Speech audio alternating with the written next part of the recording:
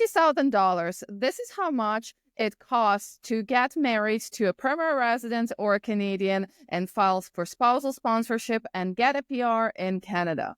Apparently, that's where we're at right now in Canadian immigration, Cory, because Yeah, the last couple of days, we've it's been crazy. seeing those reports. Yeah, we've seen it a couple times on the social media and some other reports, some direct messages and stuff from people out there who are mentioning, that the current price tag for marriage to a Canadian permanent resident is $60,000, which is just crazy. Like, it's crazy to me that people are actually doing that. Number one, number two, obviously, that is a very fraudulent thing to do.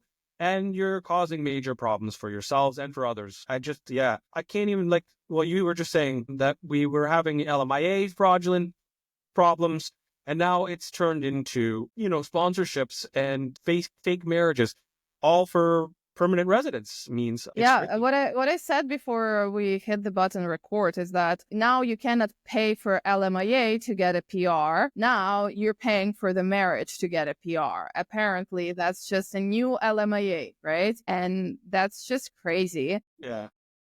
Now, another thing I didn't tell you, but I posted today in the morning on Instagram post about this because a lot of people have been talking about this, and just literally messaging us. And then under that post, I go in comments and people are commenting yes, this is true. Yes, this is true. Yes, this is true, which just blows my mind how not under the table things are anymore. Yeah. Yeah. And what's happening, obviously the government must be aware of this kind of deal, because we see the processing time for inland sponsorships sitting right now at 28 months. So you could maybe make the argument that that's in response to this fraudulent kind of practice. So they're trying to discourage that by massive processing times to discourage people from trying to go down that pathway, and all of this is as a result of high points in express entry, CC class. Other pathways are closing down. People's work permits are expiring, and they're running out of options. The LMIAs are drying up. All of the doors are closing, and people are looking at this sponsorship as, a last means to possibly have permanent residence, and they're willing to pay $60,000 for it. It's just crazy to me that's where we're at in immigration. And what's going to happen most likely is the government is going to recognize this. The government is going to see this, that is happening, and they're going to be extra vigilant about scrutinizing all sponsorship applications. So let alone not just the ones that are the fraudulent ones, but those that are legit spousal sponsorships that people have in Canada, which we have lots of clients who are doing this. Those ones are going to be extra looked at with a magnifying glass, because they're going to be trying to, weed out the fraudulent ones. Well, that's the worst part, is that people who are having genuine relationships and, they came to Canada and they got married to a Canadian or PR and they have genuine applications, those people are suffering as well with high processing times, Exactly. But also with their applications being scrutinized. Yeah. And that's what we saw with the LMIA process being overly fraudulent. And what happened? They closed the loophole, right? They shut down the 50 points.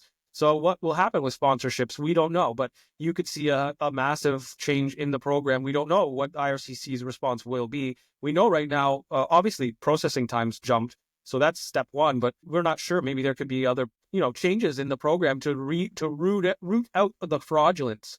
Right. So exactly. It may be, I don't know if that will happen anytime soon, but there may be changes, for example, that you can apply for spousal sponsorship only if you've been married for a certain period of time, for example. Yes. Yeah, they could or you've require been 2 living years. together. Yeah. Yeah. It might change. That's a good point. Right now you need, as a common law partner, 12 months. As a married couple, you don't need any amount of time to be married. You can get married and then apply the next day.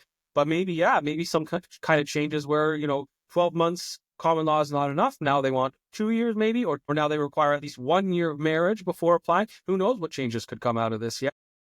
Yeah, for sure. And a lot of people are also under pressure not under pressure, but they're doing these things and applying for spousal sponsorship, because if you're applying for spousal sponsorship inside Canada, you get to apply for open work permit. So it's not only the way to get your PR, but it's also the way to get that work permit. Yeah.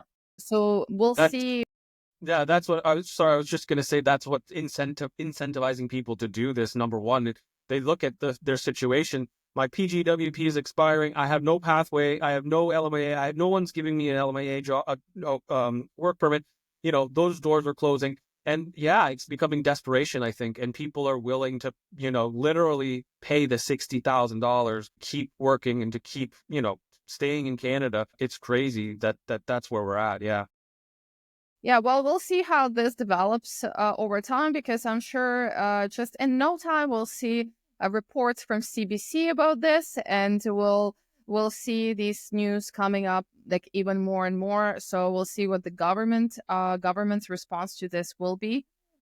But yeah, and by the way, you can watch our YouTube video on spousal sponsorship in 2025, where we closely discuss all the trends and what is happening and the rise of interviews in spousal sponsorship in 2025 and what you need to know if spousal sponsorship, that's what you're planning to apply for. Thank you so much for joining us today. Subscribe to our channel. And if you have any questions, drop them in comments.